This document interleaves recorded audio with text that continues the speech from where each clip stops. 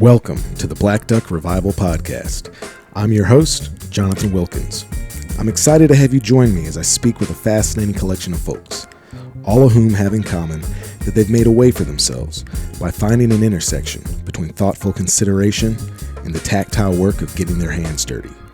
This is an examination of intention, capability, and craft. It's where philosophy meets the blue-collar work ethic and where I find real value.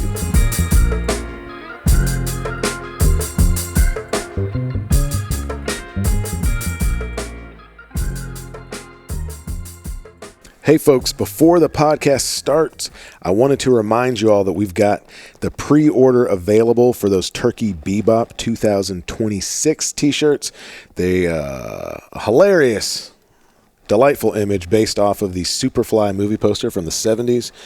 Stick it to the man and help me fund this Turkey Bebop this year by picking up a t-shirt. They're $30. You can go to the website or Instagram, follow the instructions at the link, and we will get those mailed out to you this April. I hope you have a fantastic turkey season. Thanks for listening.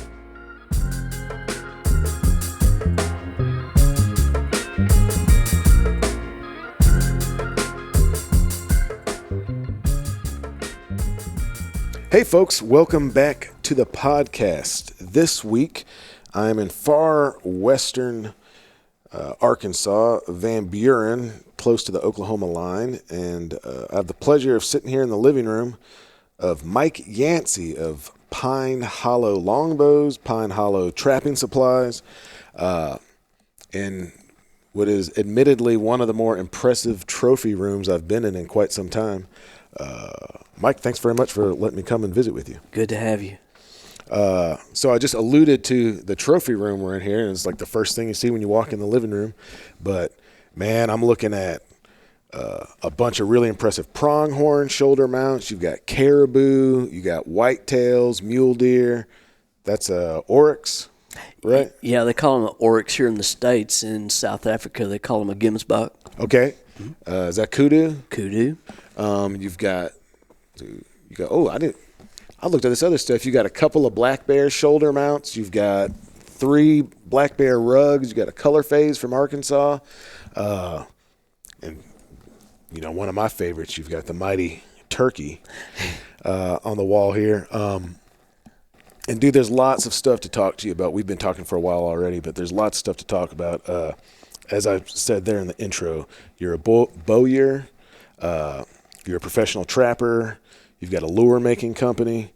And I guess I would call you kind of like an adventure hunter, right? Like you've been in Africa quite a bit, I think, hunting all over the States. Mm-hmm. And, kind of in a way of hunting that is maybe not super common anymore, which is, going like those far-flung places repeatedly in hunting. Here's another critter. What's that right there above the Yancey farm signs? What's that? That's an Inyala. Ooh, I've never even heard of that before. Yep. They're in the African spiral horn family. Looks like a pretty good-sized critter. It's a good one. Mm-hmm. But this kudu, I don't know that I had a real sense of how big a kudu was. Is that horse-sized or? Bigger than an elk, yeah. They're bigger than elk, really? Yeah, and this is just a part of the stuff that I've killed in Africa. We've got more in the other part of the house. I've got some that's still coming from the taxidermist. The eland is the biggest thing that I've killed over there, and they're like 1,200 pounds.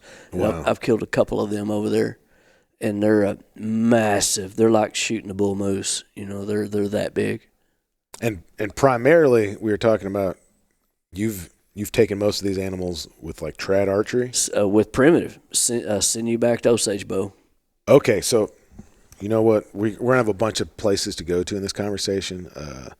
I'm known for a ramble, but so let's talk about that. So when we're talking about archery hunting, and this is something that I remember when I got my first bow. I got this compound bow, and I was showing it to my dad. And, I don't come from a hunting family. And I remember my dad saying, he's like, that's not a bow, right? It's this wheeled contraption. Mm-hmm. But so I think what most people in modern times are using when they talk about being an archery-based hunter is like a compound bow, right? Right. And even in the last 15, 20 years, they have evolved to be very different than, what they looked like in the late 90s even. Mm-hmm. But so you kind of have compound bows, and then you have, I guess you would call it trad bows, which would be like long bows and recurve bows, Yep. right? And then you have like stick bows and primitive archery. Right. So could you explain, like for the listeners, what the difference between like a trad bow and a primitive bow might be? You can have both in a recurve or a longbow, but it's basically the construction of them that differentiates the difference in them. My bows are literally you go out and cut a tree, split it, let it dry, and then you make the bow out of it. A trad bow is more modern materials. There is wood in there, but they're thin, machined laminations that are stacked like a sandwich, and they perform a little better. That it was a step up from the stick bows when they started doing the fiberglass backed type bows, and I shoot both of them. I'll have a love for all of them. Functioning works of art is basically the way I look at them. They're pretty, but they serve a purpose, and they have to work. Okay, so like if folks have seen like the old videos from like the 60s or something of Fred Bear, he's using a like a fiberglass backed recurve bow and that stuff. Okay, and then like what we're talking about, or like what you have here on the wall, like that, you've got a bow that you didn't make, you said a friend of yours made, but that bow has some recurve on it, but that would be like a primitive bow there, Still right? is primitive, even though it has the modern type of performance features in it, the reflex limbs and all that. It still would be considered a primitive bow because it's got sinew and wood. Okay, and sinew, for folks that aren't familiar with that, that's like if you've killed a deer and you've taken a back strap out, that white fibrotic material that you cut off the top that you don't want to chew, that's sinew, right? Absolutely. They call it silver skin in the meat business. And then you can also get it out of the back legs. Real good tendons running in that back leg and littler ones in the front legs. But I prefer the back leg and the back strap sinew. Okay, and that can, I believe that stuff can be processed down into even like a glue, right? Can't you like after it's it? dried? Yeah, you can add it to with like dried rawhide strips and scraps and cook it real slow and extract all that glue out of it. It's hide glue, and for years that's all there was. They used the hide glue to glue the sinew to the bows, and that's kind of where I draw the primitive line. I use a more modern type glue on my bows. It's a little bit more waterproof. Still get the performance out of the sinew, but for years I used hide glue. Okay, and the reason to back that, and when we talk about backing, so like if the listeners aren't familiar, you've got your bow, right? So think about that kind of slightly that C shape, right? And then by putting a lamination, and lamination just means adding another layer. So if you're putting like a sinew or even like a snake skin or like a gar fish skin or something, that's adding some strength and some resiliency to that snapping motion, right? The sinew and the rawhide, absolutely. And with the sinew, you're actually adding performance as well as protection. Rawhide doesn't add performance, it'll add protection. The snake skins and the fish skins are just cosmetic. Okay. They do seal up the sinew back bows. If you're putting a snake skin over the sinew, it does help waterproof it and seal it up. But sinew actually adds performance to the wood. It will allow you to use a lesser quality wood and still make a great bow. The Plains Indians didn't have the wood that we have in the East, I don't really consider this the east, but it's a lot further east than Wyoming. Mm-hmm. They had shorter, lesser quality wood. They had junipers. They had to sinew back them, and they built a lot of horn bows. But that sinew adds durability, where you can take a 40-inch piece of material and draw it. They had shorter draws than we do now. They didn't shoot what's called, our way of shooting now is called the European style. They did a little shorter draw where they'd kind of pull to their chest, shooting little horn bows off of horses when they got them. So it's a different type of anchoring and drawing, but they still, the wood they had was terrible. So they made good bows with the horn and what wood they had by putting a sinew backing on there. All right, so that leads me to another question. Could you explain like what a horn bow would be? They actually took like Rocky Mountain bighorn sheep, cut strips out of those horns, heated them, shaped them the way they wanted them, braced them up in the center, and would make like little 30-inch bows, some of them even a little bit shorter, and sinew back them. And, man, they could shoot plumb through a buffalo with them. Really? Mm-hmm. But they're a weird little creature now. I mean, they're so temperature affected, humidity affected. Out west, it's really better for them because it's drier. Altitude, I can take my bows, go on an elk hunt in the mountains, they'll gain 10 pounds. It's like they're still alive. That sinew reacts to the temperature and the altitude. If I'm in a wilderness camp in the mountains, I have to leave my bows strung all night or they'll get so heavy I can't shoot them.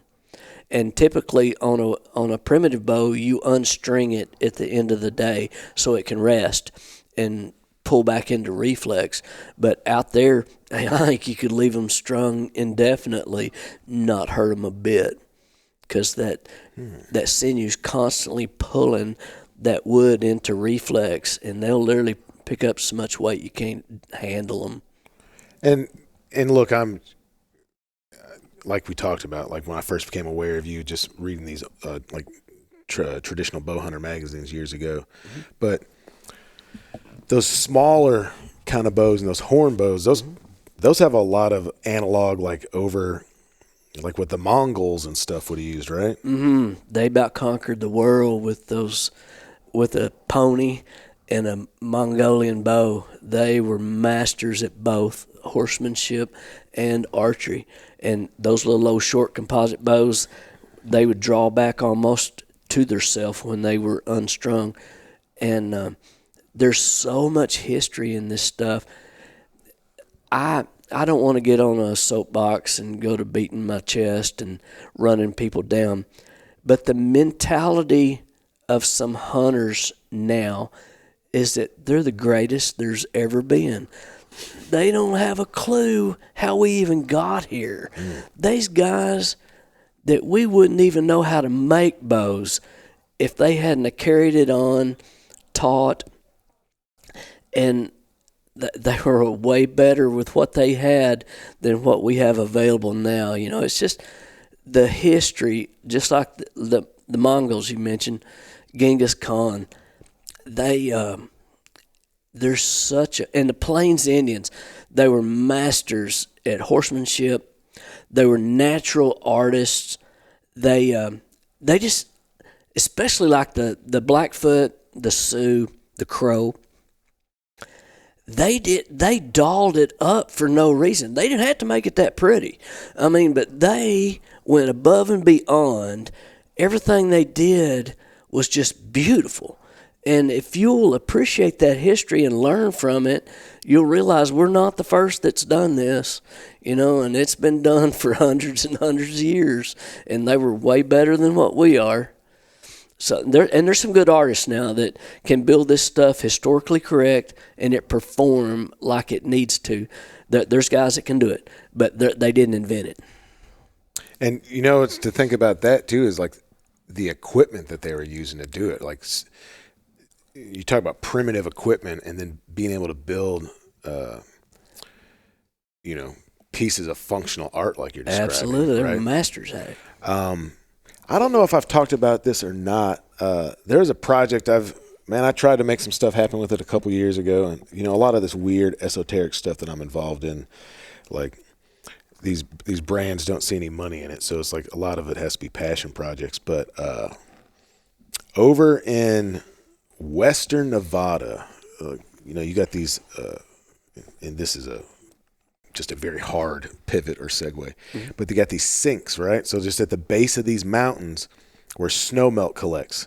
And that's where like a lot of the water source out west comes from, right? Mm-hmm. But man, they found this, these guys that were digging bat guano for fertilizer, they found this cache of duck decoys that were like 2,000 years old. Yeah. Have you ever seen these things? Mm-mm. Man, they were braided out of tule grass, and then had like duck feathers tied onto them and painted with red ochre to look like a canvasback duck. Yeah. And 2,000 years ago, you had these indigenous people hunting they obviously weren't using shotguns, so they were either doing some sort of netting or they were using bow and arrow. Right. And they were decoying these birds. Yeah. And what's so cool is like those decoys would work today. Mm-hmm. Like it would still work on those birds. And we've kind of leaned into this hyper realistic thing with like photorealism and with decoys, and man, that's for attracting people that want to spend money. It's advertising and catches hunters. Literally, it's a marketing tool. Yeah. There's we were also talking before we started recording. We were talking about and we'll get back to you in the bowyer work a little bit more, but you and flintlocks, right? Yeah. And you were talking about you're fixing to go back to Africa, and did you say you're going to kill a Cape buffalo attempt to kill a Cape buffalo with a flintlock that you made? Yeah. So tell me a little bit about, if you would, the manufacturing of those weapons, because what's a flintlock? Probably a 200-year-old piece of technology? Oh no, the Revolutionary War, we'd be speaking English if it wasn't for flintlocks. They won that war with flintlock rifles. That was about at what they call the Golden Age. The Germans that migrated here, settled in Pennsylvania, that race of people is the most talented carvers, woodworkers, metalworkers that I know of. It just comes natural to them. They built some of the most elaborate rifles as far as going above and beyond art. And you're talking about like some of that like Black Forest carving and stuff, right? The raised, there's several what they call schools of rifles. In that time, especially in Pennsylvania, you had communities, and there's different schools of rifle building. A master gunsmith had apprentices, and they built, like whether it's in the Lehigh Valley, Lancaster, all those areas, they were unique, and they built them just out of that same style for years and years and years. And then 2 or 3 counties over, they built them that style. It was regional, but they all were first class. They had their own styles. So I like the what's called the early Virginia rifles. They were about at their peak before the Civil War. In the French Indian Wars, that's about when the early Virginia rifles were at their peak. On down towards the Civil War, they were still making flintlocks, but the percussion guns were just coming into play. And then just almost right away, the cartridge guns came into play. But they were still shooting flintlocks, even especially in the mountains. The Tennessee, North Carolina guys, those southern rifles, those are called southern mountain rifles. Those guys had nothing. They didn't have hardly any money. They were just trying to scratch out a living in those Rocky Mountains, the Blue Ridge Mountains. Their guns, those southern mountain rifles, were so plain, but yet they have a flowing style and simplicity that they're some of the prettiest guns in the world, but they're not carved. And to decorate them, about the only thing they might have would be a little lock bolt decoration or a patch box. But that's and to ask about the gun that I'll hunt in Africa with, it's what's called I built it several years ago. It's one of the first guns that I built totally from scratch. I took a slab of wood. I buy barrels and locks. I don't forge barrels or locks, but as far as inletting the barrel, all the parts are all inletted by hand. But it's what was called an Edward Marshall rifle. He was a guy that lived back in the 1700s, and it was called the Indian Walk. They did a treaty with a land buy with some tribe up there, and the deal was the land that they would get in that deal was what a guy could walk in a day or two, and he carried that gun on that walk. And it's a surviving rifle. It's in a museum, but I made a copy of that gun, and it's an Edward Marshall rifle that's been overbuilt. I've got a big bull barrel on it. It's way heavier than it needs to be, and I actually shoot a conical bullet out of it instead of a round ball. Okay. Most of those guns, they shot round balls. They didn't start shooting conical bullets until just before the Civil War. They were shooting bullets then, and they're wicked. That soft lead and those big calibers parts come off. You know, I mean, they just had to hit you, and it's going to knock something off. But this gun here, it shoots a 620 grain, 58 caliber conical bullet with 110 grains of powder. Wait. How many grains did you say? 110.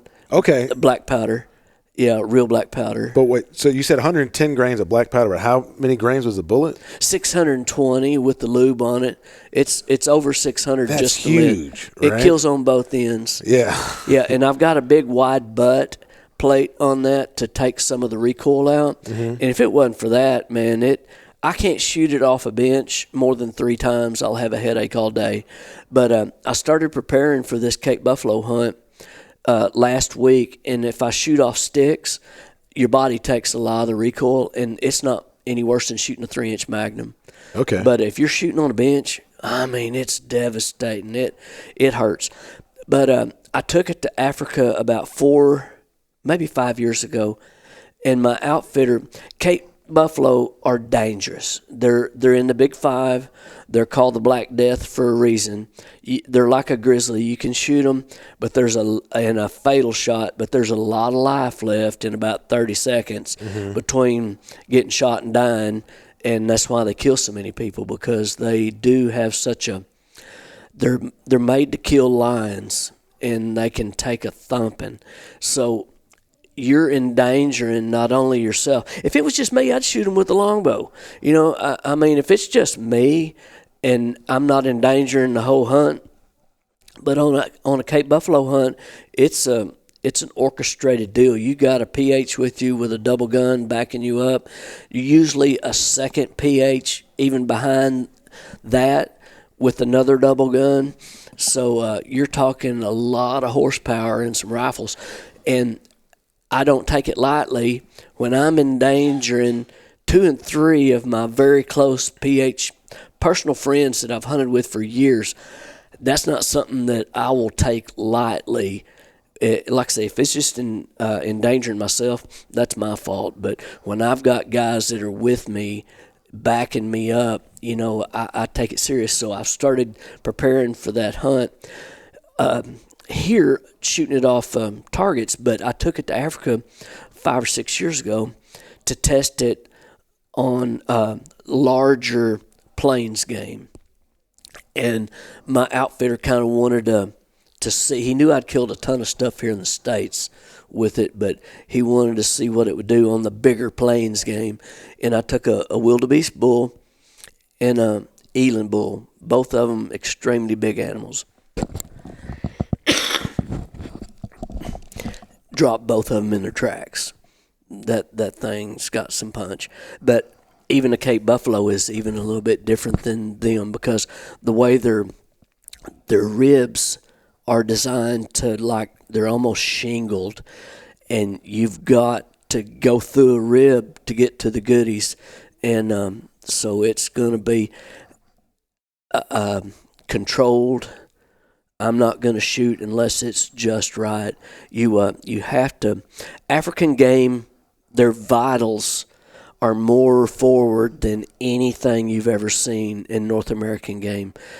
My outfitter sent me, and I'd seen it before, but he wanted me to have it on hand, an anatomy picture of Cape Buffalo, and you literally follow that front leg up about 10 inches, and that's the sweet spot. If you shoot them like you do a whitetail, you've gut shot them.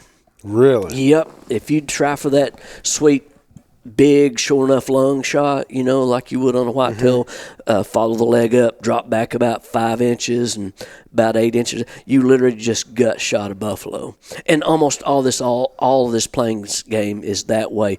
Their vitals are so far forward, it's crazy. You just won't believe it. So you literally follow that front leg up, and that front leg bone goes up, makes a V, and it goes into the shoulder blade that goes all the way up into the backbone type deal. It's some of them, depending on what kind of condition their body's in, when they move that front leg, you can literally see that bone move under the hide, and it's a no-brainer where to shoot. But it depends on the animal. Some of them have shorter hair than others. You can't really pick that sweet spot, but you want to try to avoid that heavy bone. On my broadhead stuff, all this stuff that I've killed over there, I shoot a 185 Grizzly with about an 800 grain, 850 grain arrow, where if you do hit bone, I wouldn't have killed that Gims buck if I hadn't have been shooting such a heavy arrow, because I hit that bone going in. It was in the right spot, but I needed to be about an inch further back. But I literally punched through that big bone that's connected to the shoulder blade, and it stuck through the other rib. And what's so weird, the bones are so heavy on that African game that they don't break like North American game. That broadhead went through a rib bone, and it didn't break the rib. It, like you took a 3/8 drill, drilled a perfect hole through it, and it had just that broadhead slice right through it, and didn't break the bone. Like shooting through plywood or something. Literally, Yeah. and it just swoosh and was just sticking out the other side. And I clipped that front, that leg bone going in, but still punched out the other side of a probably, I don't know, 500-600 pound animal. So this is interesting because I think on this podcast we don't often get into the more technical nature of hunting, but what you're describing is really, so I'm imagining from what you're describing to me is that, like, you're a proponent of a heavy arrow. Absolutely. Weight forward too. So that's all that, like, Edward Asby type research, right? Because he went to Africa and tested out a lot of those theories on these big, heavy-boned critters. Absolutely. And he's the one that pretty much kind of coined the phrase weight forward by getting and especially out of traditional bows and primitive bows, getting that arrow flying true as quick as possible, where when it's wagging, it's losing energy, trying to right itself and make it fly like a dart. And with these woody weights that I put up front, I shoot anywhere from 100, sometimes down to 75, depending on the size of broadhead. But a lot of times I've got a 200 grain woody weight with a 185 grain broadhead. So they're very weight forward and of center.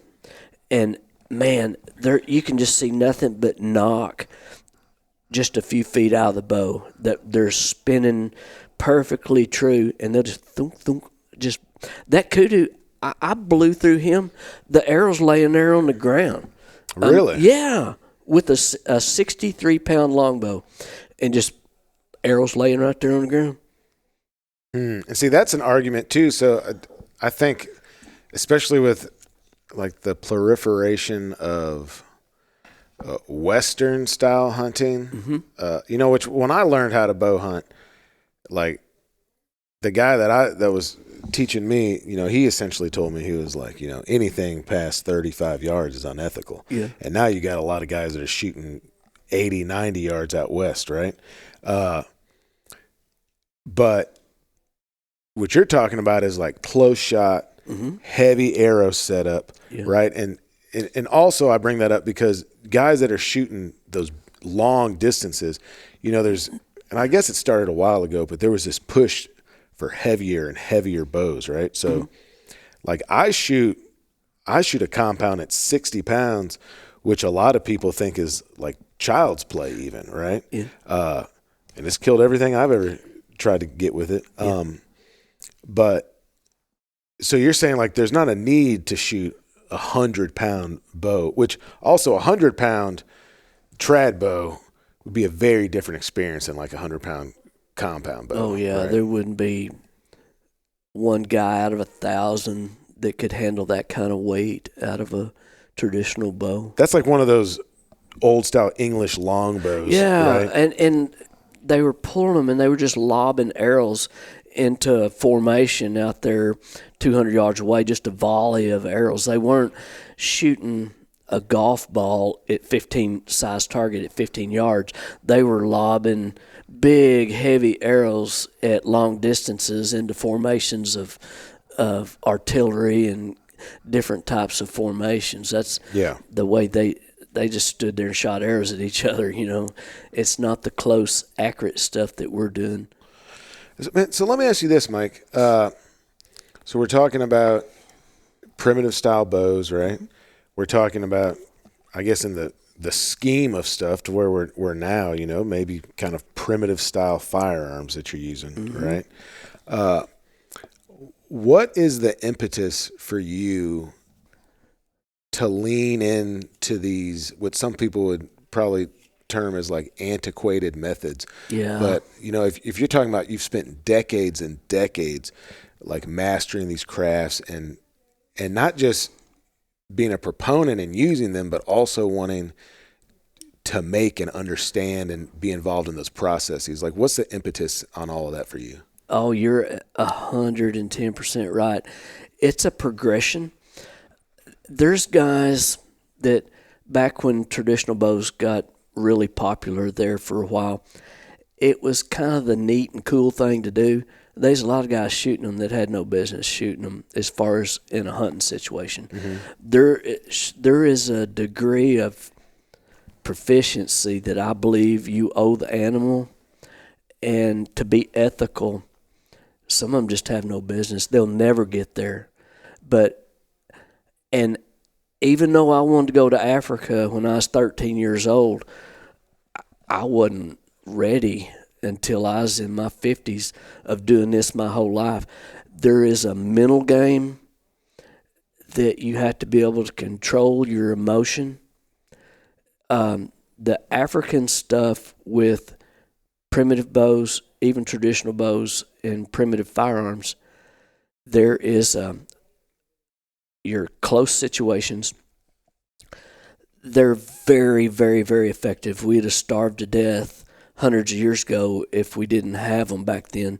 But there is a level of getting there. Now, it was nature to them. That's what they had. It was state of the art, when back hundreds of years ago when that's what they had. We're to the point now where the compound bows, a guy can buy one at a store, and if he's got a good bow mechanic, set him up, he can walk out there in his backyard, and tomorrow he can go kill an elk. It's for sure. They've made it user friendly, and I'm all for it. Get out there and hunt, But to do this type of hunting, there is a commitment, and it's a progression. I went through the compound stage through the 90s and killed a lot of stuff, but it just started eating at me. The stuff that I was killing was 15 yards. In the 70s, when I started shooting a bow and hunting, it was recurves, and then the compounds were coming out, and I went down that rabbit hole, and I just wanted to go back and start doing it simpler. Every year there's a better compound. Every year there's a better compound. You're outdated in, so to speak, in technology in about a year, But this stuff has been done since the beginning of time. Not so much with the rifles, but especially with the bows. I mean, since they started making bows, not much has changed in the primitive bows, and they are performers. They're, this stuff that I've killed, they're like bow hunting turkeys. They have no curiosity. They'll spook at the slightest sound, the slightest smell. A guinea, and I've hunted all over North America. We're just kind of referring back to Africa a lot, because that's kind of what I'm doing now. But I've hunted all over North America and Canada. Turkeys have no curiosity. You move, they're gone. African stuff is the same way. They're not going to like, well, what was that? A guinea at a water hole can flush and fly. Every impala at the water hole leaves at the same time. They just everything is trying to eat them their whole life, and it is the most intense hunting you'll ever do with a bow in your life, because there might be times there'll be 6 different species coming to a water hole, and every one of them has a pecking order, but every one of them there's something above them that's going to try to eat them that day, and so they're super cautious. And it's just the coolest thing to see that many different animals and to be in there and not be smelled or seen. I've even scared stuff by ruffling the fletching across my string when I knock an arrow. Wow. They're gone. Literally, that little bit. Hear the arrow drawn across the rug on your bow striker plate. Hear that arrow just make that little swish as it starts coming back. And man, it's just intense. But I'm not trying to discourage anybody from hunting this style, but it is a level of commitment above and beyond hunting with a more modern rifle or a more modern bow. And what it actually does, it gives back more than you can imagine. Because you'll be sitting at the coffee table and it's 110 degrees in July, and you're sitting there fletching up arrows for the hunt that you've built the bow for. You made the string. Now you're making the arrows. And every time you slap a feather on that arrow, you're picturing a kudu flinch. It's like, man, it just makes it so much of a part of the hunt that it just gives back. And then when you carry that type of stuff to the woods that you've made, it's one of the most rewarding things that you can do in hunting. Oh man, that's I'm kind of disturbed a little bit actually, because I can see myself fixing to go down more rabbit holes, and I don't really have the time. But I've got a fridge in my shop, and the whole top of it is just turkey wings, because I'm like, man, I'm gonna use those feathers. I was like, I need to fletch some arrows, and I told you I've been dancing with making the switch over to like a recurve for years. And yeah, man, these levels, I talk a lot in the podcast about like personal validation, right? And like kind of proving to yourself that something's possible, right? And this idea that like, another human being did this, I'm capable of doing this. Yeah. And I've really had dancing around my head for some years now. It took me a while to be able to consistently find black bears in the Ouachitas and then kill them with a bow, right? And I've done that repeatedly at this point to where I feel like if I put the time in, I can do it. I would really love to do that with a trad bow. And there's I'll tell you some reasons on that beyond like the personal validation part is so, and exactly to your point, when my buddy Nate kind of introduced me to hunting. And we went to, like, this store doesn't even exist anymore. What was it even called? Was it Fort Thompson or something? I can't remember. But there was like an There outdoor, in Little Rock? Yeah. Yeah, it was like in North Little Rock. Yeah. And I think it went out of business. But we went in there, and I spent $250, and I bought a compound bow and a 6-pack of arrows and a bow case. Right, like, you couldn't do that anymore. But and dude, I've been hunting with that same bow the entire time, and it looks like an old antiquated deal, right? But man, especially hiking into the Ouachitas, and going a mile into those woods, it's uncomfortable. It's like heavy. It's cumbersome. Yeah. It's really kind of a pain in the butt. I think cumbersome would probably be the word, right? Well, let me stop you. I like it to when you carry a stick bow, and especially one that you've made, it's part of your arm. Carrying a compound is like dragging a boat anchor through the woods. It's absolutely. But that stick bow is an extension of your hand and arm. That makes total sense. And man, it would be so. I think just like comfort-wise, ability to be quiet in the woods, all of that, I think it would be a real benefit. And also, like, I've killed 3 black bears in the Ouachitas, and I killed one at 20 yards, one at 10, and one at 5 yards. Yeah. And like at those distances, I could absolutely be just as effective with a trad bow as I am with a compound bow. And man, it would, if I had some arrows that were fletched up with some wing feathers from some turkeys that I had taken, like, you start stacking those levels on top, you're talking about like this experience lasagna. Yeah. Man, that would be something. And I've been rolling it around because I kind of hit the point with the black bears to where I wanted to do it, and then I wanted to do it again. And then once I did it that third time, I was like, I've proven to myself that I'm capable of doing this. Yeah. So I need to simplify some of this. At the same time, you're simplifying and also making it complicated and more difficult. Yeah, right? very complicated. And also, it's that time commitment too. Yep. Like, I can't just take a recurve after having not shot for 3 months and walk into the woods with and effectively and ethically harvest an animal. Whereas with that compound, man, I bought that compound. I had never shot a bow before, and 2 weeks later, I had a mountable deer. It takes a year with trad bow. Sure. What the deal is, and turkey hunting with the bow was the hardest thing for me to give up a compound for. Even after I started making bows, for a couple of years, I still turkey hunted with a compound bow, because the drawing, you have the let off, you can draw when he steps behind a tree and hold until he gets to where you can kill him. With the trad bow, the hardest thing, and to control your emotions and know when to draw, because he's already at 15 yards before you ever draw that bow.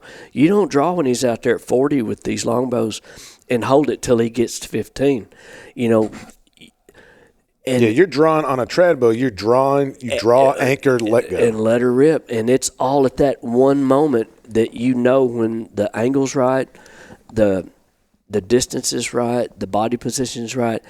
And to control that, to get to full draw and anchor, calmly pick a spot and follow through is the hardest thing for me to do. You have to, and there's guys, and I think that's their problem. You can put a golf ball or a tennis-sized ball target at almost any distance, and they can hit it. But you put an animal out there on them, and they lose their head.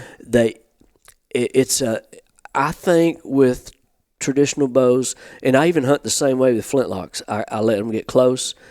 It's that emotion is so crazy when they're right there in your pocket that's the hardest thing. And we love it, and we're excited, or we wouldn't do it, but you have to let that work in your favor. Focus that excitement to drilling a hole through him and not letting that. Well, halfway through the draw, he kind of senses something and looks around.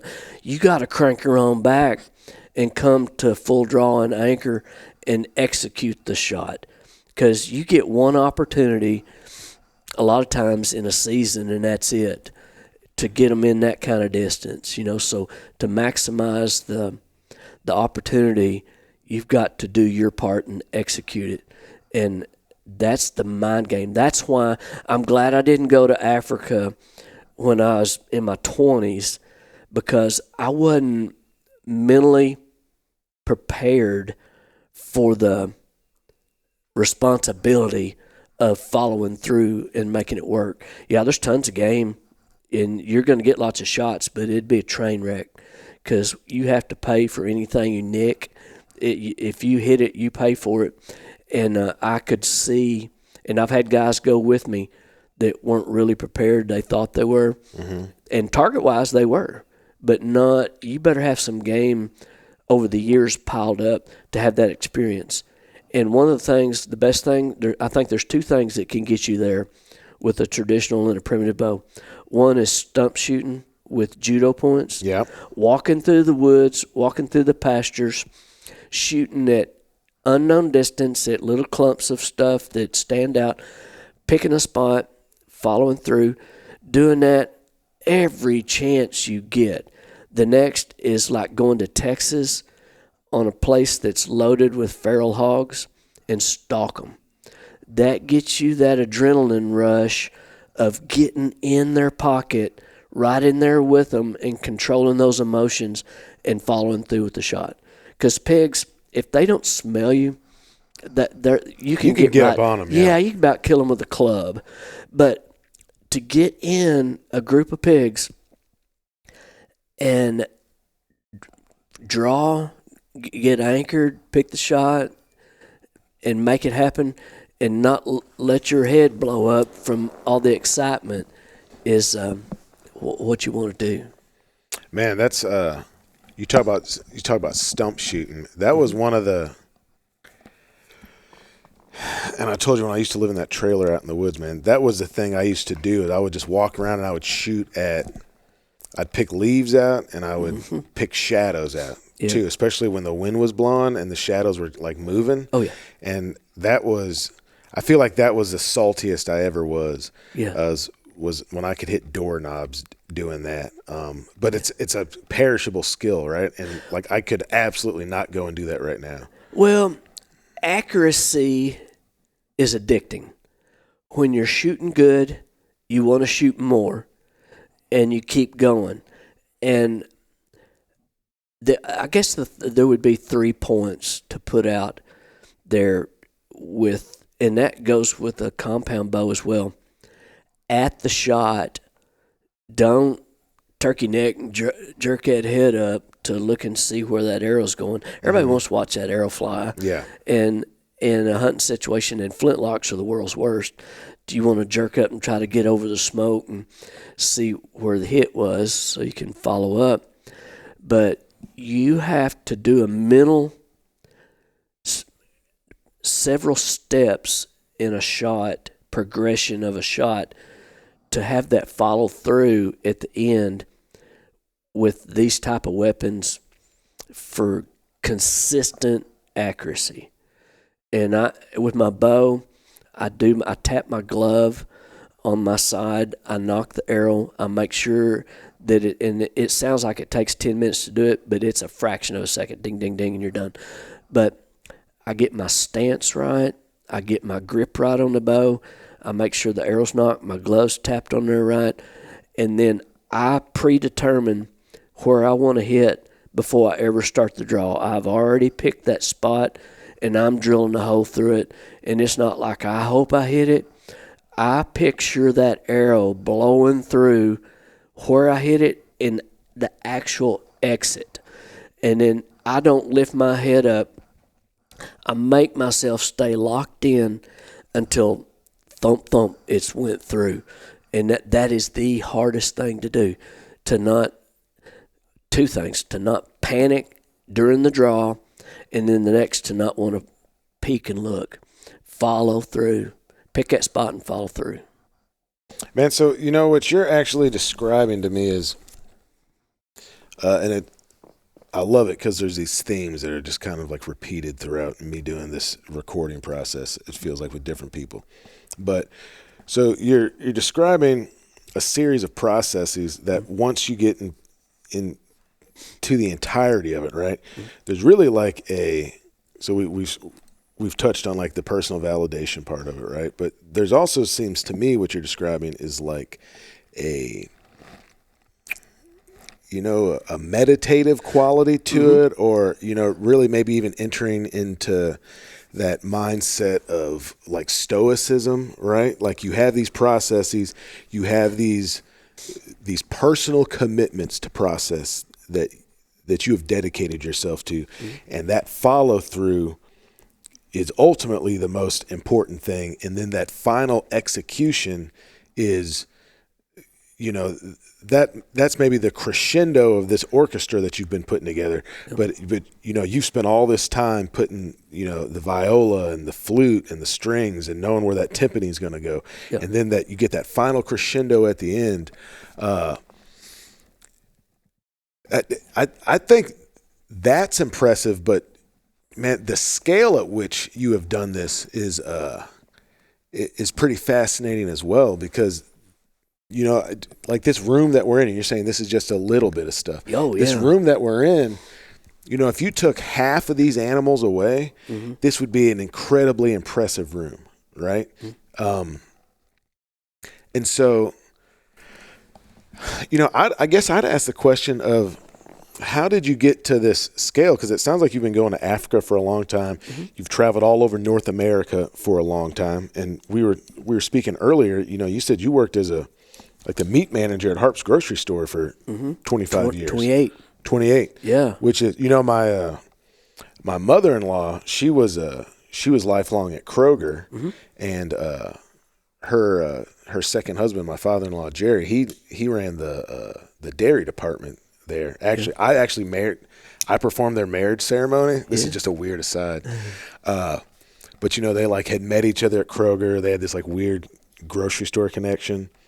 The wedding ring or the engagement ring was from Fred Meyer's is just another name brand for Kroger that came from the Fred Meyer's jeweler. And have you ever seen that like old, like the tie that binds where they tie like a couple's hands together with a ribbon? I did it with a Kroger bag when they got married. Oh, wow. Just being goofy.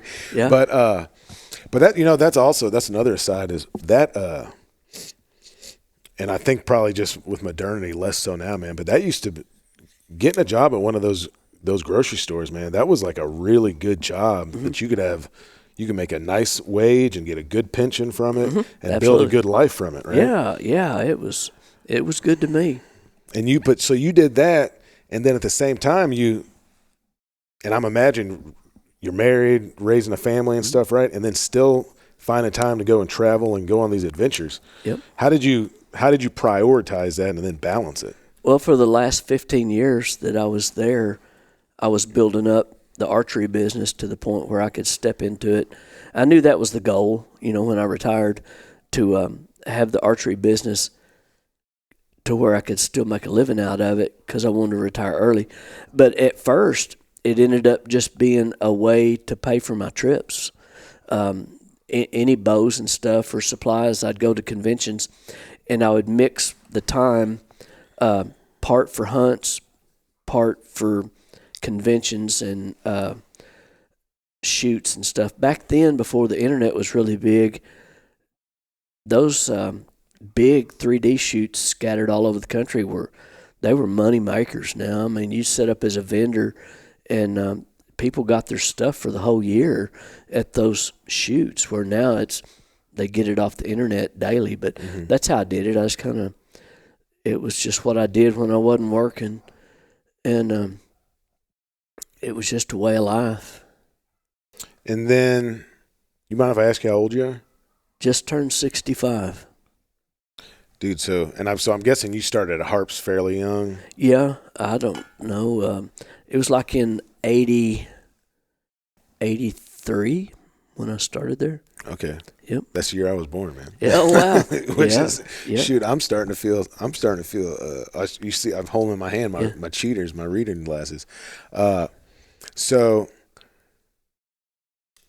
you have this one career like you talked about. Well, I guess we're talking about several careers, right? So you had this career working in the meat business, right? And then which is also kind of interesting because you're talking about silver skin, right? There's kind of this crossover between some of the stuff that's happened in that meat business and then some of these natural ingredients into the bow building. And then so you said you did that for like 30 years. We discussed that that might be kind of drawing to a close now and moving in another direction with your trapping business and the lure making. So I guess that's a good place to segue into that because so you're also trapping professionally in the Panhandle in Texas, right? Which I guess for folks that don't know, like when you're talking about like a professional trapper, there's several ways to do that, right? So you could be like in the depredation work, which is like that's like if you got a skunk in your house, you call someone to come get that. Yeah. And then there's also like we've had folks on that are doing more of the water trapping on the podcast before that are like coming down here to Arkansas and working for these farmers and trying to clear out these beavers. But you're in Texas, which Texas is kind of an interesting wildlife model because there's very little public land. It's almost the entire state is privately held. And the way they manage their wildlife is very different because they have these like high fence ranches, which can be extraordinarily large, like tens of thousands of acres with a 12-foot or 15-foot high fence around it. Which in that's an interesting another conversation. But so on a place like that, they're managing for predators, right? Which is what you and I didn't know until recently, until I watched that YouTube, The Trapping with Jinx. I didn't realize your wife was so active in the trapping as well. But you guys go down there for like a long period of time, and then you're basically trying to thin out the predators. Yeah, and plus I trap 3 and 4 other states besides Texas. Really? Okay, I didn't know that. Where else are you trapping? Arkansas, Oklahoma, New Mexico. Sometimes Kansas. I've caught coyotes in 6 states in numbers, and but Texas is just what everybody knows me for. But I trap a lot in Arkansas and Oklahoma, and go to New Mexico too. And are you doing that like for pleasure? Or I'm a fur trapper. I've done this for 53 years. I started selling my first fur when I was 13 years old. When I was 14, I built a fur shed, and this was back at the start of the fur boom. I was making as much money at 16 as professional guys working full-time jobs. But back then, gas was 39 cents a gallon. Coons were $30, $35, fox were $50. Even though you say a $30 coon, a $50 fox sounds good in today's money, the cost of living was so, like say 35 cents a gallon for gas. You're talking about gas is literally 10 times that. Oh yeah, it's like nothing even compares to the cost of living, what those prices were then. So you'd be looking at like $150 coons and $300 fox, if you want to kind of compare it to today. Yeah, that's what I was just doing. I was like, what would $30.75 be? Which, man, if I could make $30 on a coon right now, all I would do is catch raccoons, and I can't imagine if I can make $150 on a raccoon. Yeah, and it's like the bow business. You're not going to make it just on fur now. You're not going to make it just on this or that. But the whole thing of using every bit of it, we make a lot of money on instructions. I have guys ride with me for daily rates that every day I'm out west, I've got somebody riding with me if I want them. There's times that my wife and I go out there that we do it just us. It's our fun. I would not go to Africa if I had to give up Texas or Africa. It is literally my favorite thing that we do. And she was a professional nurse for many years, licensed nurse, and she quit nursing to be here in the lure business with me full time, it's that busy. Wow. And we make a good living, and her not having to be away. And that's a real commonality I've learned in guys that have really cool lives. have a good woman behind them. 100%, and a large percentage of their wives are nurses. Oh, really? Yeah. Well, I think it's because it's a job that, like if you get to RN and stuff, you can make a good living at it, and there's flexibility built into it. So it allows the other person in the marriage to maybe like leave home sometimes. The kids can still be taken care of. The family's not like at a financial deficit, because I mean, dude, a high-paying nurse can make a ton of money. You know what I mean? They're like butchers. They're always in demand. Yeah. I mean, you can just walk out of one and go into another one if you wanted to. Yeah, you can always. There's always a job. You could move anywhere, and there's a need for a good skilled nurse. So, but anyway, as an aside, dude, I'll tell you something I noticed in that video too. And we were joking about it earlier, and I've talked about it before. But like, just trappers, a lot of trappers are pretty gnarly, crusty old dudes. And I saw her giving some instruction on one of those films, and I was like, that's the first person I've ever seen trapping that like was put together. She had like makeup on, nice looking lady, and she was talking about, I've caught bobcats here, this exact same spot every year for 10 years, right? So she's obviously doing it, and doing it repeatedly with great success. Well, and that being said, she's right out there in the bait and lure business with me every day, bottling up some of the stinkingest stuff in the world, and she's That's tough. Literally right there, elbow to elbow with me, and can catch coyotes toe to toe with me. I mean, she didn't start until I don't know. She went with me one year and just rode and liked seeing all the catches, and then the next year she kind of piddled at it, and then the third year, I mean, she's trapping. Yeah. And, I think you're 100% right that,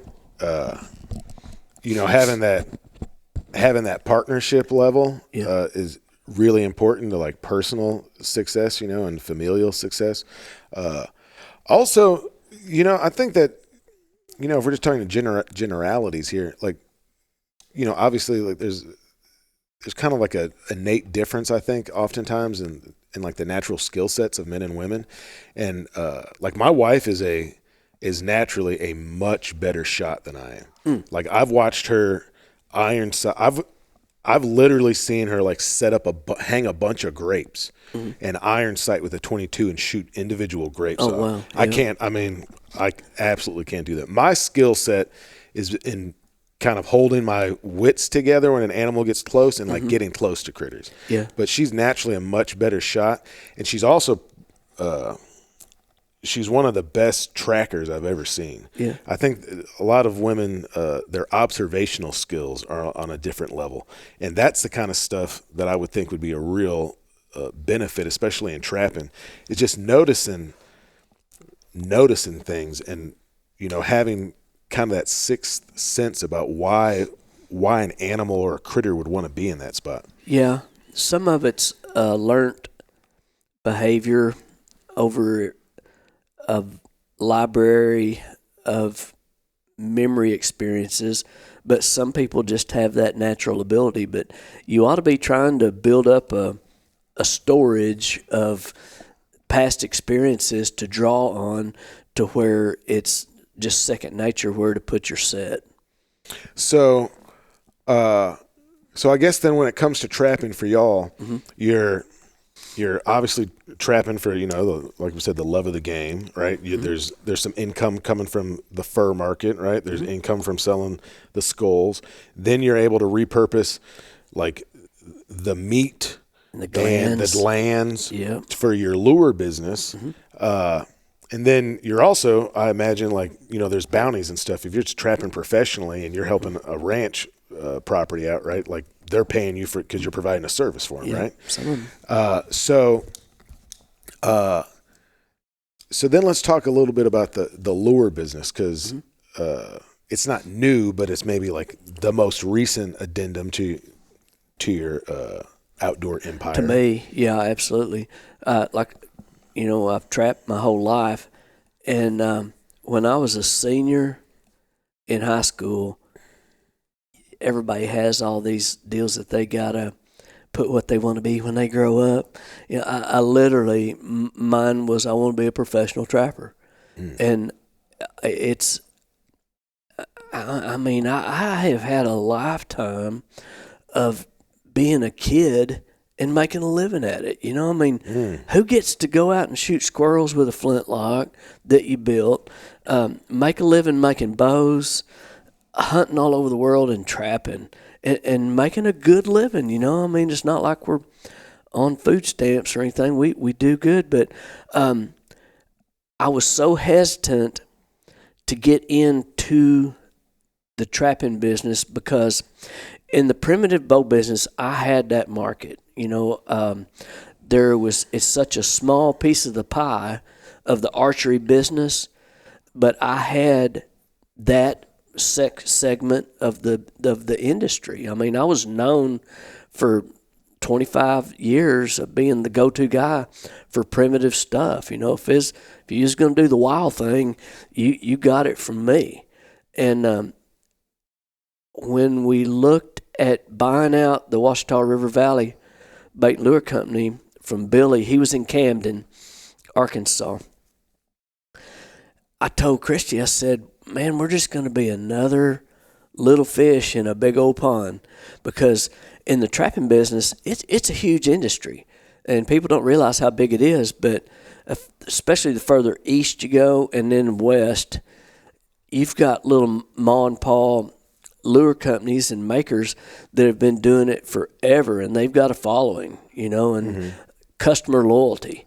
And when they catch stuff on your product, you've got them for life. They don't just quit buying your lure because somebody else comes out with some fancy advertising. They might try it, but as long as they're catching on your stuff, you got them. And we literally, it's like you said in that video, my wife wearing some makeup and being put together. When we go to a convention and a rendezvous or trapping, whether it's a national event or a state event, I'm wearing starch stranglers. I'm wearing a starch shirt. She's dressed up. We're usually got a cowboy hat on, don't you? You're selling an image, and it's a professional image. You can be working out of a double-wide trailer, and they don't know if you've got a website business that you're living out of a tin can and shipping out of that. But if you take care of business, take care of the customer, and you're selling a professional image, and it's not a lie, but they want to buy from people that are doing it, that are successful, and present it in a positive light. And I learned that from businessmen that were extremely successful in all their businesses, because there's some really, really, really good trappers out there that aren't in the business that probably could make a good living at it, but it's hard to do both. And we struggle with me being out west for so long during the busiest part of the season, of the shipping season, and she's having to ship all these orders by herself. It makes it tough. She can only stay out there with me for a little while. But we decided to go ahead and I kind of got off chasing rabbits, but we decided to go ahead and buy that business.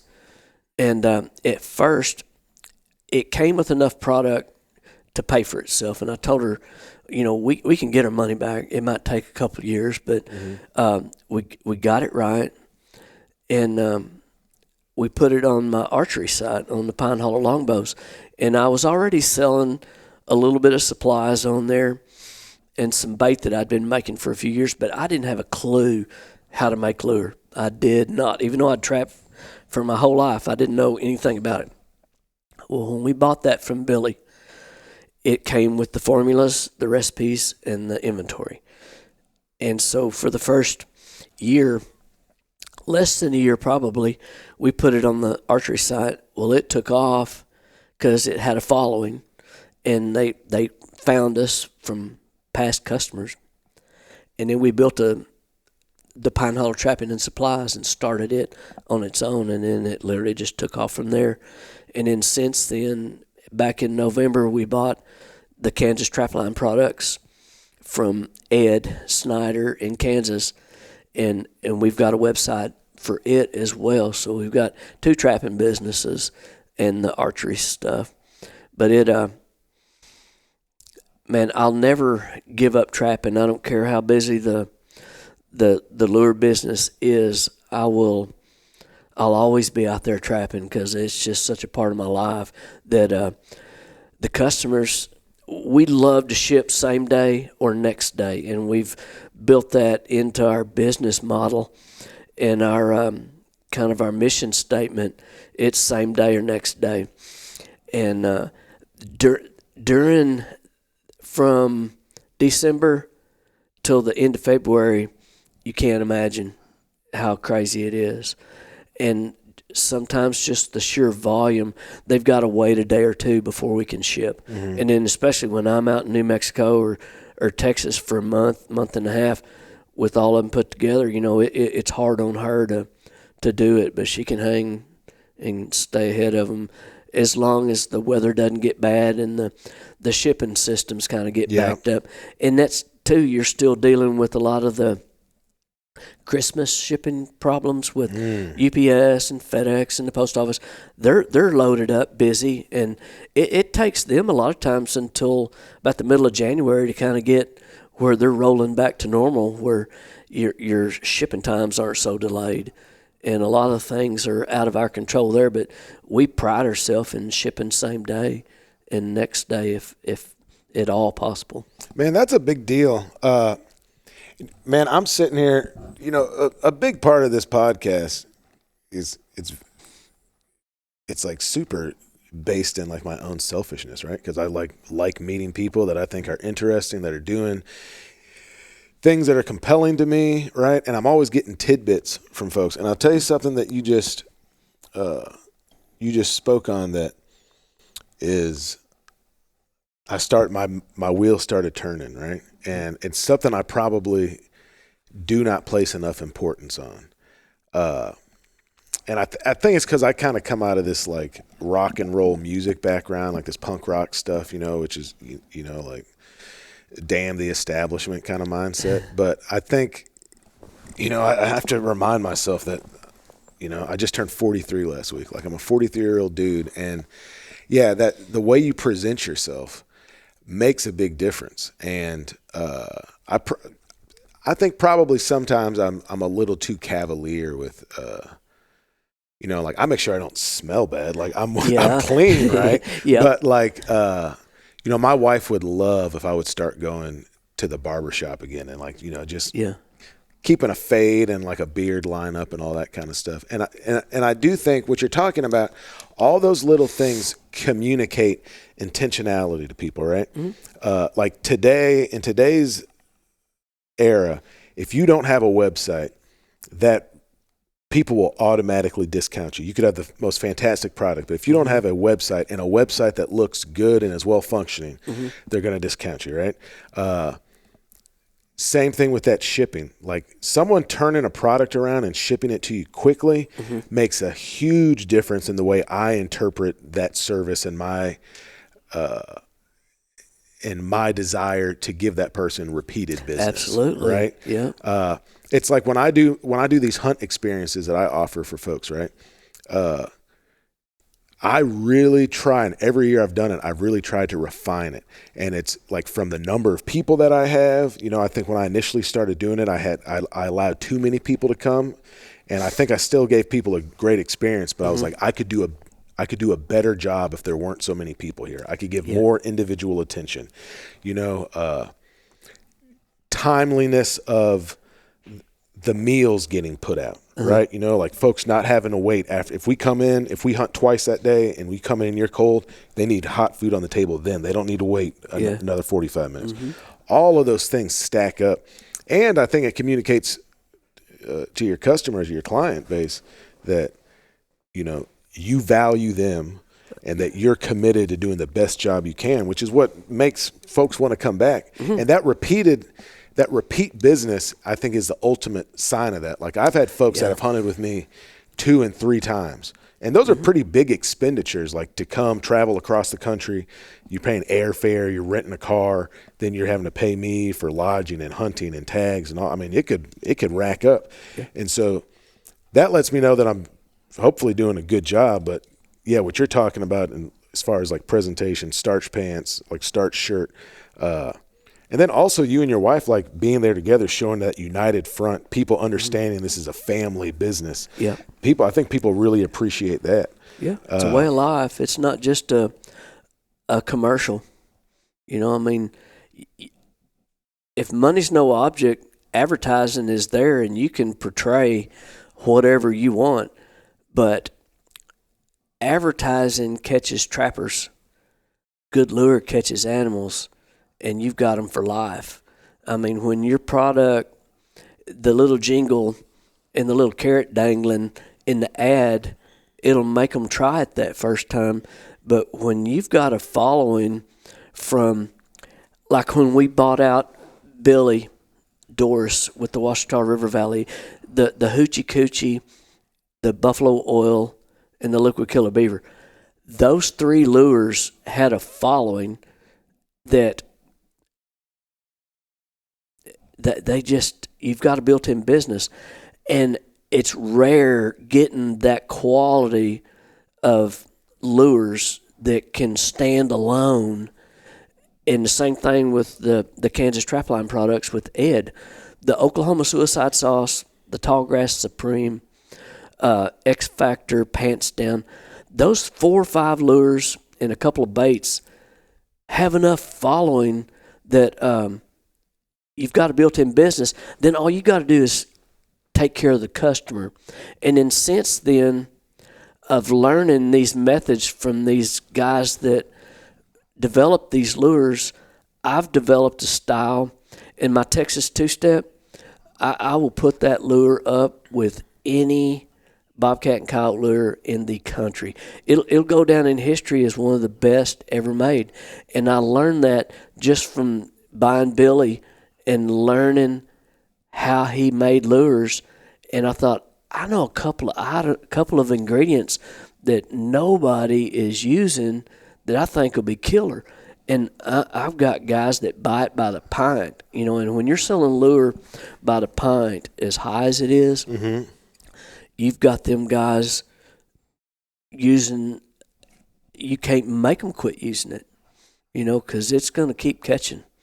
And so it's a humbling deal that when you've got that type of following and that type of success with your product, you take a lot of pride in it. When it's weird in my whole life, whether it be the archery business, the trapping business, the flintlocks, you name it, I've been at the right place at the right time my whole life. This is what I always wanted to do, but very few get to do it.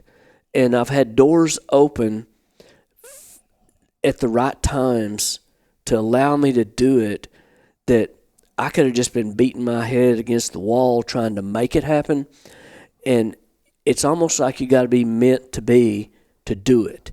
You can want something really bad and you could make it work, but to get to that next level, it takes a level of commitment, of work ethic, of product quality, but still, there's some guys that have some really good stuff that just never made it. You know, and I don't understand if it's bad choices. Maybe they didn't have the work ethic, but I've been so fortunate in that to be able to do this and make a living at it is crazy. But to tell you how the lure business came about, I'd been trapping Texas for years, and when you've trapped all day, we stay in a ranch house, and I cook big. I mean, I cook kind of like you. I love to cook, and I fix big meals. And one guy that used to go out there with me for years, we had some of the most in-depth conversations in trapping camp, you know, over meals. And we were sitting there one night talking about lure makers and bobcat lures. And he said, well, old Billy Doris down there in Arkansas, he's got a good following on a cat lure. I said, I know Billy. I said, I didn't know he had that big a deal because he didn't advertise much. And I literally tapped him out a message on my phone because I knew he had had a stroke. And I just knew his health was bad. And so I sent him a message and said, Billy, if you ever decide to sell your bait and lure business, I'd like to buy it and keep it in Arkansas. I mean, ding. He sent me one right back. He said, hell, I ain't dead yet, man. And I said, I didn't mean any disrespect. And I said, in fact, I did it out of respect to keep it in Arkansas. And he said, well, and he fired right back another message. And he said, we've had to change it all over into Pamela because of his disability and stuff, that he couldn't be making any money because he was disabled with that stroke. It was debilitating. Well, he said, if it comes to that, we'll get a hold of you. And about 3-4 months later, he said, you still want to buy the bait and lure business? And I said, yeah. And so we hammered it out, and we bought it in June, and he passed away in August. Oh, wow. So I didn't get a lot of after the deal tutoring, but I got I could still call her up, and she helped, but still Billy did a lot of it. But with Ed, he said, with this purchase of the business comes a phone number that you can call me at any time. Because just because the guy says Sunrender beaver tails, well, that's pretty vague. That's like saying go to Colorado and elk hunt. I mean, yeah, there's a lot of elk, but you got to have a little more detail than that. So a lot of it with the first business purchase was figuring it out. And you can read those formulas in the recipes and you don't even really know. It's like when you're going to a school to learn something, you don't know enough to know what to ask. And then it comes. And you might read a recipe 2 or 3 times, and then all of a sudden, after doing it, it all starts clicking. And there's so much to the bait and lure business, especially the lures, that it's not magic, but there is so much to it that the time of year you're doing it, I don't know, it just marries up differently in the amount that you make sometimes. Some does well with making a big batch. Some does better in a 5-gallon bucket rather than 15 gallons that we have to do to be able to produce enough. So, and I saw when I pulled up here, man, you've got a bunch of these those are full buckets up there. In the back of the place is where it's all rendering, and it stays up there for 2 and 3 years before it ever goes into the bottles. So and that's another thing, guys don't have the business sense, I guess, to invest in something that you're not going to turn a dime on for 2 and 3, 4 years. Stuff I'm doing out there right now won't be done until a couple of years from now at best. Yeah. The bait's not so much so, but the lures, 2 and 3 years. Yeah, there's like some real, and this is me just picking stuff up just as a person who's interested in it. And I've looked at, I've heard Alan Probst from North American Trapper. He bought all of Johnny Thorpe's recipes, and Johnny Thorpe is like a very famous lure maker and trapper. And I've heard him talk about how he's some of those tinctures and stuff that he's got to work up take a year or 2 years, or even like specific stuff he was talking about with these castor. Like castor's big in lure making, right? And but these like specific, he called them like blackstrap casters. He was like specifically casters that were darker and harder and kind of more molassesy. And then even that, I started paying attention to it, and I think all the beavers we caught this year, there was like 2 that had casters like that. Yeah. And yeah, just all those little things that, I've got a big jar of beaver tails rendering right now. And I think I'm about to do another one. And this is for my own personal, I'm not like selling lures or anything, but I told you I was catching those gators. And look, you can catch a gator. It can be very simple. You can just take a chicken thigh, stick it on a big hook and big line, and let it stink for a while, and a gator will come to it. Yeah. What I learned by the end of last gator season was, and this was just my opinion, to me they seemed to respond better to red meat because I used several different things, and right there towards the end, I talked to an old gator hunter, and he talked about killing a pig and splitting its belly, tying it up in a tree, and just letting it putrefy and drip for like a week before season, right? Yeah. Which, one, that is rank, and two, the problem with that is if you're doing that, everyone that goes by in a boat they'll see it, and people will steal your gator sometimes, right?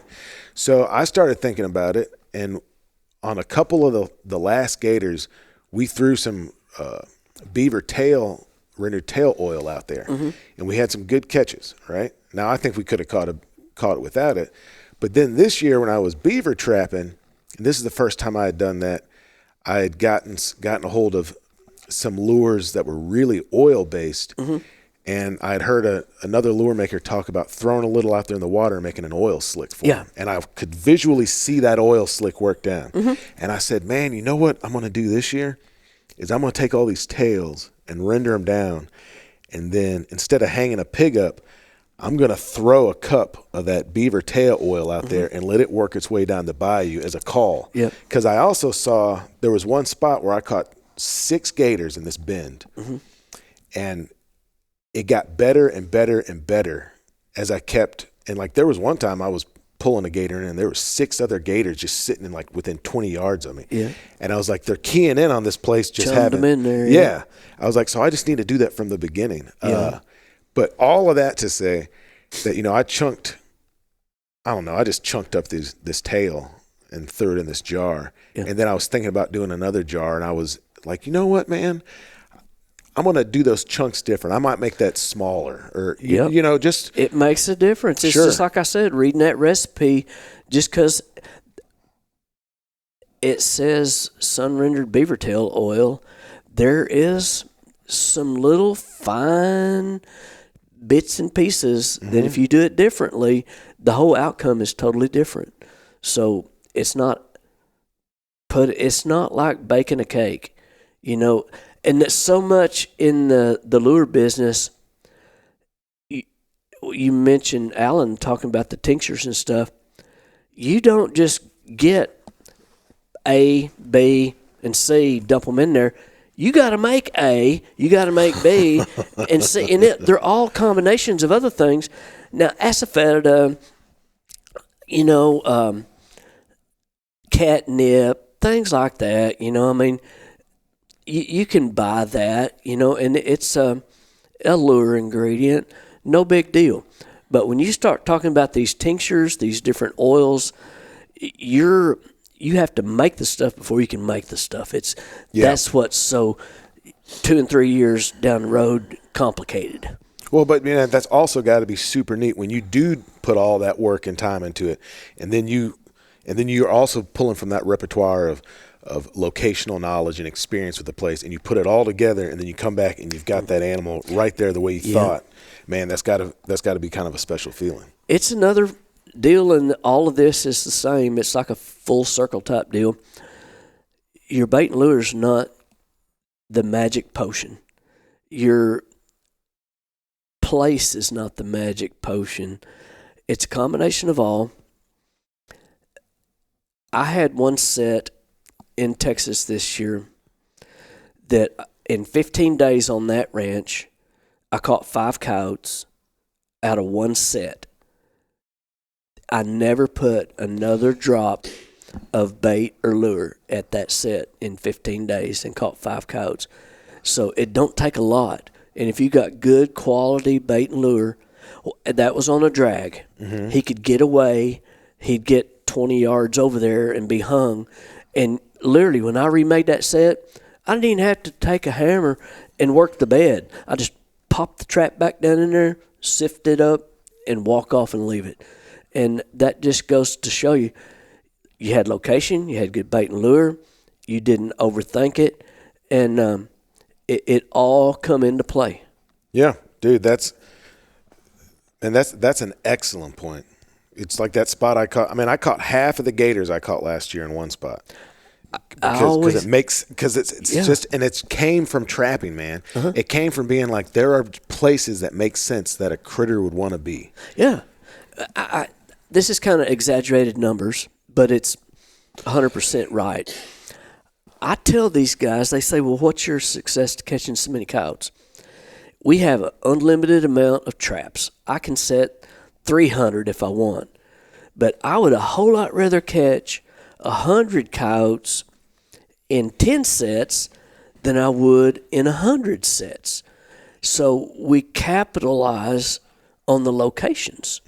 I'm more tired at the end of trapping season mentally, so to speak, than I am physically. I'm physically tired, but I try to pick every location and preserve it at all cost. As animals have evolved a little bit out there, your smart coyotes don't want to step into a trap circle. Your young ones, they'll come charging right in. But to catch that next 2 or 3 nights on an older, mature coyote, you need to be out of that catch circle. I don't care if you're moving a foot out of it. That's plenty. But they will not step in that circle. I see it. I can gain 10 years of experience in one season out west, whether it be New Mexico or Texas, because of the terrain allows me to see the tracks of how they accepted a set, how they refused it, how they came to work it. You just got to think all the time and build that memory over time where it's second nature. But tracks don't lie. And when them mature coyotes are stepping around that catch circle, it don't take me long to figure out I better move and just get out of it. And that's why I use drags a lot now. You still get the effect of the smell of one being there from all the urine and stuff. That when I was a kid, when fox were king, I didn't start catching coyotes in numbers until the mid-'80s. But fox were the deal. If I caught a fox today, I was going to have another fox in that catch circle tomorrow night. It was just a given. I mean, they're going to come to it and they're going to step in it.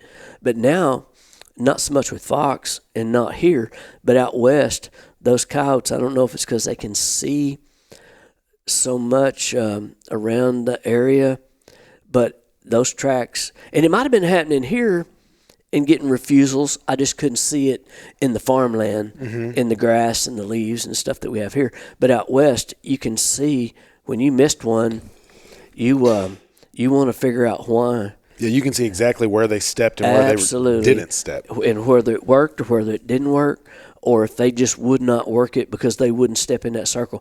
But the dirt out there is sandy enough, and most of the locations that I'm setting are farm roads. And I can tell how they came to that set, and when they got to it and they avoided that circle, it's a no-brainer. I mean, you just can see. And no amount of lure is going to make him do what he don't want to do. Yeah. He has to feel comfortable, and that's where you catch multiple critters. I always tell guys, another thing they ask is, what's the secret to big numbers? One's having the availability of a lot of land. If there's not a lot of coyotes there, you're not going to catch a lot. The other is a work ethic that if you get up in the morning from trapping the next day and your toothbrush is dry, you're not staying at it long enough. You get up in the morning, that toothbrush is still wet. You've had a pretty short night. Yeah. And you're putting in the hours that needs to be done to make those catches. It's I don't care. Last year I got $2 a piece for my coyotes, and I don't care if there's $1. I'm driven by performance and self goals. You know, it's I take it personal, and I try to beat myself every year. And it's not the money. It has to be about the money. These that say, "Oh, it's not about the money," well, it has to be to a point. You know, I mean, you can't go out there and go broke. You know, you gotta be making money doing it. So it is about the money to a point. But the main thing that drives me to get that money is breaking those goals. Yeah. You know, you just said something. You said you take it personal. Did you? Are you familiar with that Michael Jordan documentary that came out a couple years ago? No. Man, so I'm not like a big sports guy, and I never watched it, but I saw enough just in the zeitgeist. And that's something that he kept saying. He was like, I took it personal. And that's kind of like, that's his mindset, right? He's constantly in competition with himself to try and, you know, outdo himself and like, it just proved to himself that his own ideas and thought processes about things are correct. And if they aren't, then he wants to adjust them. Yeah, man, I think that and I've heard the wet toothbrush saying from you before, man. And I think that's a really good place to kind of start to wrap this up, because it's I had a guy tell me one time, you know, I used to be a firefighter, and I had a guy in the fire department tell me that his uncle always told him, he was like, if you want to make a good living, he was like, you can't work 40 hours a week. No. And I think that is, if you're doing this kind of, you know, what I would call like blue collar stuff, right? I'm not talking about like sitting at a computer and day trading and you know, you can like press a button and make $500,000. But if you're working with your head and your hands and your back, right? And I think as you get older, you need to work smarter so that you can have some longevity. But you have to be able, there has to be a willingness to work hard. Absolutely. Right? Which is what you're talking about. Yep. And I say this a lot too, which is that, you know, like, oh, I'm trying to do this, and it's this and this and this. But ultimately, like, it's just work. Yep. Like, if you just resign yourself that you've got to work, then, and that's not the worst thing in the world, and that there's a reason and value that comes from that, then it kind of puts everything in a good place, and then you can do it, and you understand it's like, it's just work. It's just putting one foot in front of the other and being mindful and intentional. And I can tell you that I like, just from pulling up to your home here, man, I can tell that you're doing things with intention just from the way things are laid out, right? And like the way your house looks inside here, right? And the way the outside looks. It's not, you know, I mean, this is, I'm going to be talking bad about myself here, right? But you don't have like broke down cars and stuff all over the joint, right? Which, just in case everyone's listening, I got rid of those. There was a scrapyard run. But yeah, stuff is set up intentionally. Your outbuildings are set up intentionally. And that also comes with, like, there's a skill to working hard. And you working hard and working effectively, right? And so like having stuff set up in a place where you're not spending all your times looking for that tool or whatever, all of that works into the equation as well. So, man, Mike, I'll tell you what, dude, I really feel like and maybe even more than some other podcasts I've done, there's what you and I are doing is very different, but there's enough analogs. I feel like I really have personally taken a lot out of this conversation, man. So, I really want to thank you for allowing me to come and visit with you. Oh, you're welcome. I appreciate the passion that you're putting into the stuff that you're pursuing. And, yeah, man, why don't you tell folks how they can, I know you said you're working on making your last couple of bows now, but, if folks are interested in the trapping supplies, where they can find you and purchase your products. Yeah, we have the Pine Hollow Trapping and Supplies, and it's just that.com, and then also the Kansas Trapline Products.com, and you can either order on either of those websites or call us personally. But we're here for you. But in closing, you literally summed up everything that I think it just dawned on me why some people fail. And they might have had a great product, but I had a good professional job, for 28 years with harps. But it's like people don't want to be uncomfortable for just a short period of time by working 2 jobs to get where they can be set to be able to do what I do for 15 years now. I started doing this full time at 50, which is an early retirement. But man, they don't realize that all those years of that professional meat cutting and managing meat markets, I was working till 10 o'clock at night on a side job, building this stuff up to be able to do it. Guys won't do that. They won't give up, and they won't put any money back. They'd rather buy a 6-pack of beer than put something back towards building a future. So I think you nailed it on the head when you talk about the having 2 jobs. Your main job, in my way of thinking through my working career, it was building my retirement and paying my bills. My building bows and stuff on the side was to pay for my hunting habit, and it evolved into a job, and I saw that it was quickly going that way, so I kind of geared it towards that. But that's how it all came here. Just a lot of work. Yeah, I mean that's the thing you can't get away from is the work part of it, right? Yep. I kind of don't. And Lord, I don't know that I've found enough of an active or a passive income. But man, anytime I hear someone talk about passive income, like it automatically sounds like snake oil to me because there's just really nothing worth having or legitimate that doesn't come with work. And so whether it's you really enjoy working or you just resign yourself to it. And look, I'm not a person who I don't want to work for other people or like a corporation, right? Which honestly, that makes my life harder. Yeah. But I'm not afraid to work. So I guess that's that's why you're successful. There's a lot of them that don't want to work corporately, but yet they don't have the work ethic to make it on their own. And there's nothing wrong with making it on your own and being self-employed. It's got some of the greatest advantages in the world, but you have to have that work ethic. And it's I'm not going to work but 40 hours a week, and I'm not going to work on weekends or holidays. That mentality will get you nowhere self-employed. You better be ready to pull the trigger and jump in there and take advantage of those opportunities as they present themselves. And just be willing to. There's lots of times, man, where I'm